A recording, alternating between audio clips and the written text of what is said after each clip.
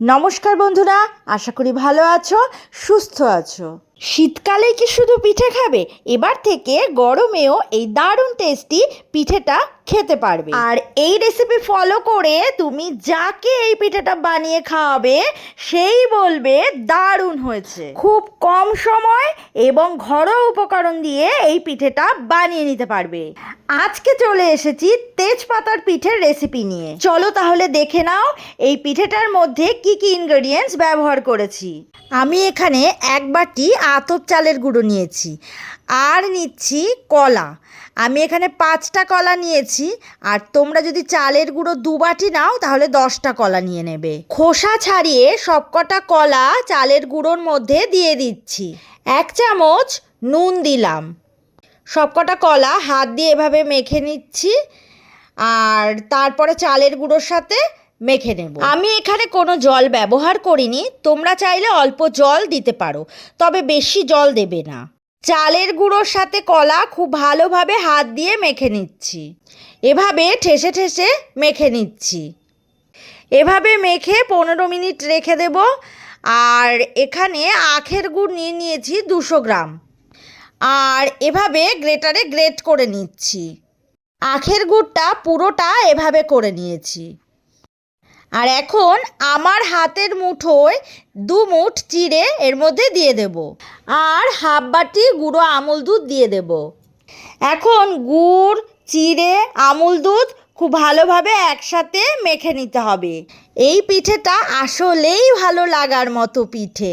আশা করছি সবার কাছে এই পিঠেটা খুব ভালো লাগবে। ছোট থেকে বড় সবাই ভীষণ পছন্দ করবে। এইভাবে ভালো করে মেখে নিচ্ছি। এখন দিয়ে দেব 2 চামচ ঘি। ঘিটা মিশিয়ে নেব এর সাথে। এখানে একটা কথা বলে রাখি, তোমরা চাইলে এর মধ্যে নারকেল কোড়া দিতে পারো, আমি এখানে নারকেল কোড়া ব্যবহার করিনি। আর এখন এইভাবে তেজপাতা নিয়ে নিয়েছি। আমি এখানে কাঁচা তেজপাতা নিয়েছি। তোমাদের হাতের কাছে যদি এরকম কাঁচা তেজপাতা না থাকে তাহলে শুকনো তেজপাতা নিয়ে নেবে, আর তার উপরে তেল বা ঘি মেখে নেবে। কাঁচা হলে তেল বা ঘি দিতে হবে না। আমি প্রত্যেকটা পাতা ভালো করে ধুয়ে পরিষ্কার করে নিয়েছি। আর যে চালের গুঁড়ো ও কলা মেখে রেখেছিলাম সেটা এর ওপরে দিয়ে দেব। একটা রুটির মাপ মতো মিশ্রণ এই পাতার ওপরে দিয়ে দিচ্ছি। পুরো তেজপাতার ওপরে দিয়ে দিলাম। এই চালের গুঁড়ো ও কলার মিশ্রণের ওপর চিড়ে, গুড় আর দুধের মিশ্রণটা দিয়ে দেব। পুরো পাতাটার ওপরে এইভাবে করে চেপে চেপে দিয়ে দিলাম। এবার এটাকে খুব ভালোভাবে চেপে চেপে দিয়ে দিলাম। এবার পাতাটা ঘুরিয়ে নিয়ে এভাবে পাতাটা বটে নিচ্ছি। খুব সুন্দরভাবে পাতাটা রেডি হয়ে যাবে। এইভাবে তেজপাতার ওপরে প্রথমে চালের গুঁড়ো আর কলার মিশ্রণ দিয়ে দেবে, তার ওপরে চিড়ে, গুড় আর দুধের মিশ্রণ দিয়ে দেবে, তারপর পাতাটা এইভাবে মুড়ে নেবে। আর তারপরে এরকম একটা ছিদ্রযুক্ত পাত্র নিয়ে নেবে, আর তার উপর এইভাবে সব কটা তেজপাতার পিঠে একটা একটা করে দিয়ে দেবে। আর একটু ফাঁকা ফাঁকা করেই দেবে, যাতে করে একটার সাথে আরেকটা লেগে না যায়। এই যে দেখো, এভাবে সাজিয়ে নিয়েছি।